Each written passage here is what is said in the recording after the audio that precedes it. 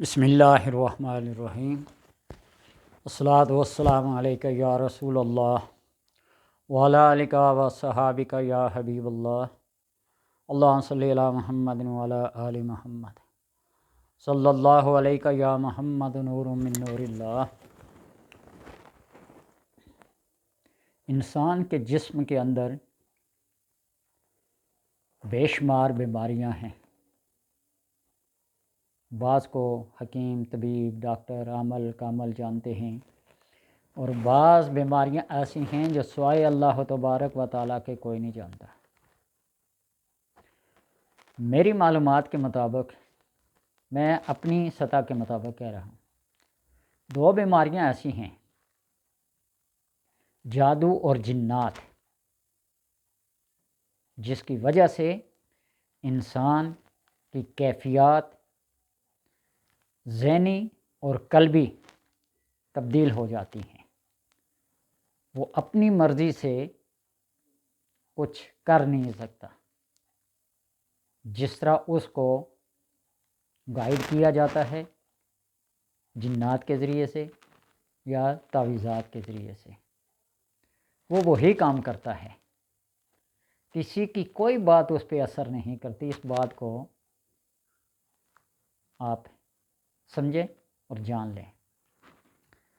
احادیث کی جو بھی اقسام ہیں،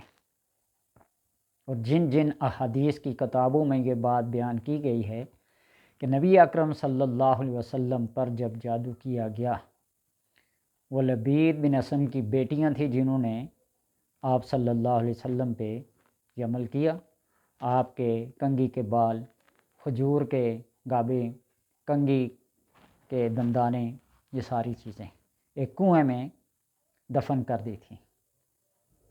جو حضرت علی رضی اللہ تعالی عنہ اور ایک اور صحابی کو آپ صلی اللہ علیہ وسلم ساتھ لے کر گئے، تو وہاں جا کر جب دیکھا تو آس پاس کی جو جھاڑیاں تھیں، گھاس پھوس تھی، آپ صلی اللہ علیہ وسلم نے فرمایا کہ انہو رؤوس الشیاطین، گویا کہ یہ شیطان کے سینگ ہیں، یعنی ان کی شکل بھی بد شکل ہو گئی تھی۔ اور پانی کے بارے میں لونہو کا لون الہم ہے نا، پانی کا رنگ بھی ایسا تھا جس طرح مہندی کا رنگ ہوتا ہے۔ ٹھیک، یہ 2 چیزیں، جنات کا جس پہ اثر ہو جائے یا جادو کا، تو انسان کی کیفیات تبدیل ہو جاتی ہیں۔ آپ صلی اللہ علیہ وسلم کے حالات زندگی احادیث کی روشنی میں پڑھ کے دیکھیے، پھر پتہ چلتا ہے۔ اور لوگ کہتے ہیں، جاننے والے عاملین ٹاپ کلاس کے جو ہیں، کہتے ہیں کہ اگر جادو نکالنے والا کوئی بندہ آپ سے 5 لاکھ روپیہ بھی مانگے نا، وہ بھی کم ہے۔ آپ دل کا، دماغ کا آپریشن کرانے کے لیے یا ان کی ٹریٹمنٹ کرانے کے لیے کسی بھی ڈاکٹر کے پاس جائیں نا، تو پھر دل کھول کے دیں اور لیں پیسے ان۔ تو بہرحال آپ کو قرآن پاک کی چند آیات بتاتا ہوں، فری میں کام لیں اگر یقین اور اعتقاد ہو تو۔ شیاطین یا جنات جب داخل ہوتے ہیں نا، تو ہاتھ کی چھوٹی انگلی سے داخل ہوتے ہیں اور پہلے پاؤں داخل کرتے ہیں۔ بنی اسرائیل کا قصہ بھی آپ پڑھے نا، وَادْخُلُوا الْبَابَ سُجَّدًا، اس دروازے سے اس قریہ، اس گاؤں میں داخل ہو جاؤ۔ دروازہ اتنا چھوٹا بنایا گیا تاکہ سر جھکا کے، کیونکہ رکوع اور سجود ان کی قسمت میں تھا نہیں، تو تاکہ ان کا جھکنا ہی، تو بجائے اس کے کہ انہوں نے سر کو جھکا کر داخل ہونے کے، پہلے بیٹھ کر گھسیٹ کر ٹانگیں اندر داخل کی۔ اللہ نے فرمایا قولوا حطۃ، حطۃ جو لغزشیں ہوتی ہیں، غلطیاں ہوتی ہیں، گناہ ہوتے ہیں، وہ گر جاتے ہیں۔ حطۃ کا مطلب یہ تھا تمہارے گناہ۔ وہ حنطۃ پڑھتے ہوئے یہ ہر کام کا الٹ کرنا۔ اور اسی طرح جنات بھی، جو مومن جنات ہیں وہ تو اکثر تنگ نہیں کرتے، لیکن جب ان کے ساتھ کوئی شرارت کی جاتی ہے نا، تو پھر انسانوں کی طرح وہ بھی پھر کیا بن جاتے ہیں؟ دشمن بن جاتے ہیں۔ تو لہٰذا یہ بات یاد رکھنا کہ جب وہ داخل ہوتے ہیں جسم کے اندر تو ٹانگیں داخل کرتے ہیں، پاؤں داخل کرتے ہیں، اور ان کی گردن، ان کی شاہ، رگ اس ناخن کی جڑ میں رہتی ہے۔ اگر یہ اصول اور یہ ضابطہ جانتے ہوں تو آپ کے لیے آسانی ہے، ورنہ عام صرف نام کے جو عمل ہیں، بالوں سے پکڑ کے کھینچتے ہیں اور انگلیوں کے اندر پینسل یا کوئی لکڑیاں رکھ کے نا تو اس کو دباتے ہیں، پھر مریض کو بھی تکلیف ہوتی ہے، اور وہ جنات تو ظاہر سامنے ہوں تو ان سے کوئی یہ بات نہیں۔ جو چیز میٹھی چیز کھلانے سے، گڑ شکر شہد کھلانے سے اگر مر جائے تو اس کو زہر دینے کی ضرورت نہیں ہے۔ تو آپ اس جگہ سے انگوٹھے کے اس ناخن سے دبا کے رکھیں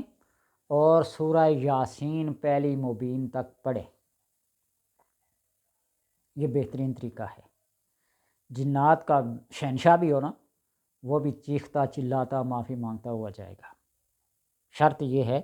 کہ اس اصول کو بندہ جانتا ہو اور ہو بھی جنات کا اثر ہے۔ دوسری بات یہ ہے کہ اس کو قابو کرنے کے لیے جب جسم کے اندر ہو تو وہ نکلتا ہے نا جب، تو آپ ایک سرما دانی یا بوتل کوئی اپنے پاس رکھ لیں، ڈھکنا کھول دیں۔ یا معاشر الجن والانس، سورہ رحمان کی یہ آیت،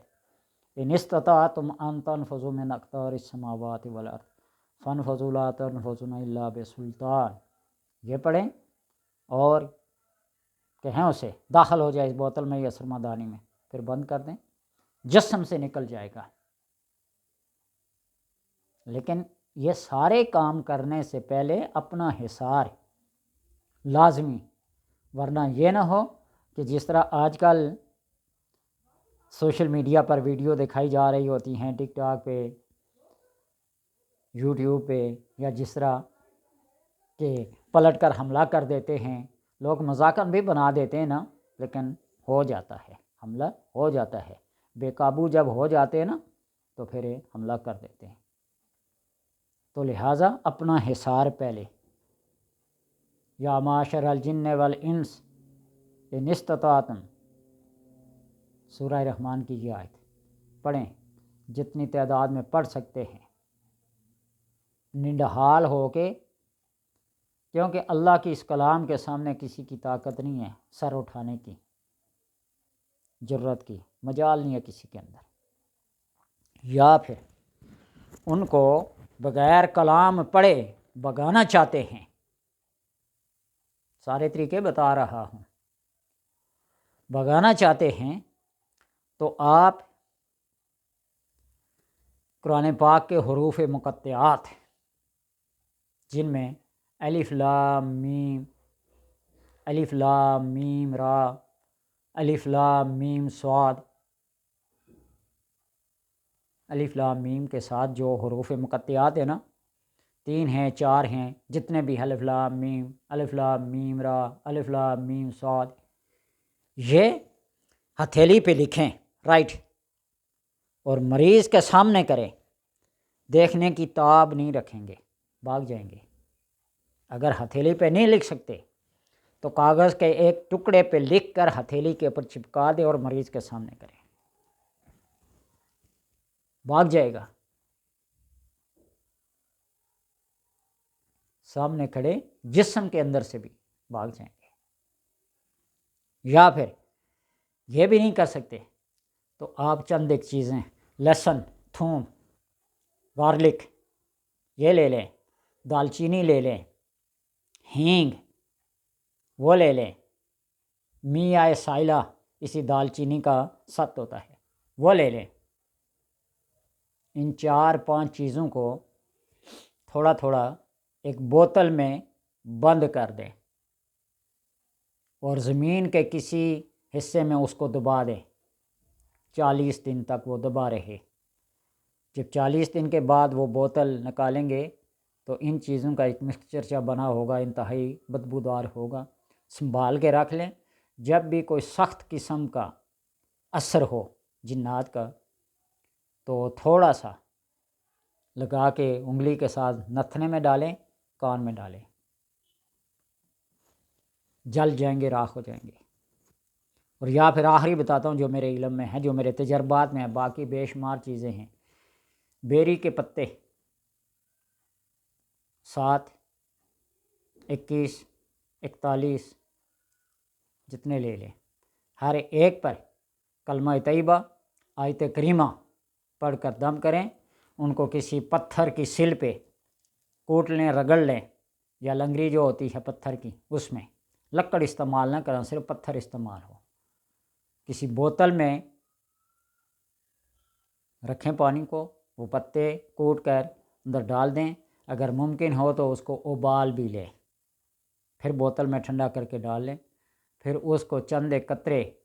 پلائیں بھی، ناک میں ڈالیں، کانوں میں ڈالیں،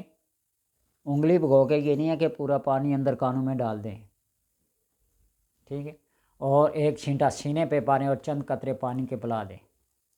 انتہائی مجرب المجرب ہے، اور اس بیری کے درخت میں اللہ تبارک و تعالیٰ نے بڑی تاثیرات رکھی ہیں۔ وہ 7ویں اور 6 آسمان کے درمیان جو درخت ہے نا، وہ یہی درخت ہے بیری کا۔ یہ چند دیکھیں چیزیں ہیں، آپ اگر اس کو ذوق سے، شوق سے، عقیدے کے ساتھ، اعتقاد کے ساتھ مضبوط رکھ لیں تو ڈاکٹر، حکیم، طبیب، عمل کامل کے چکر سے کیا ہو جائیں گے، بچ جائیں گے، پیسے بھی بچ جائیں گے، ٹینشن بھی نہیں ہوگی، پریشانی بھی نہیں ہوگی، اور آپ گھر بیٹھے خود یہ کام کر سکتے ہیں۔ ڈاکٹر کے پاس جائیں گے نا، ان کے پاس اس کا علاج نہیں ہے، کسی انجیکشن سے جن نہیں جاتا، جادو نہیں جاتا، وہ آپ کو کسی اور مرض کی تشخیص کر کے نا دوائیوں پہ لگا لیں گے۔ اور ڈاکٹر کی یہ عادت ہے نا، بخار ہو نا تو بخار کی کوئی سیرپ، کوئی ٹیبلٹ لکھ کے دے گا، پھر جی اتنے دن بعد آنا، آگے کوئی اور مرض، اس کے بعد چلتے جائیں گے، وہ آپ کو کینسر جیسے موذی مرض سے بھی، حالانکہ یہ مرض نہیں ہے میرے نزدیک، یہ کاروبار ہے کینسر، تو آپ اس کو بھی کیا کر دیں گے، آخری حد تک جا کے وہ کہے گا جی اب آپ لا علاج ہیں، اب آپ کا علاج ممکن نہیں ہے، گھر بیٹھیں بس انتظار کریں۔ اسی طرح بلڈ پریشر کی دوائیاں کھلا کے نا، تو اللہ تبارک و تعالی ان جیسے لوگوں سے جو انسانیت کے قاتل ہیں، صرف پیسے کے پجاری ہیں، اللہ ان سے پناہ دے۔ تو لہٰذا قرآن پاک، اللہ کی کلام،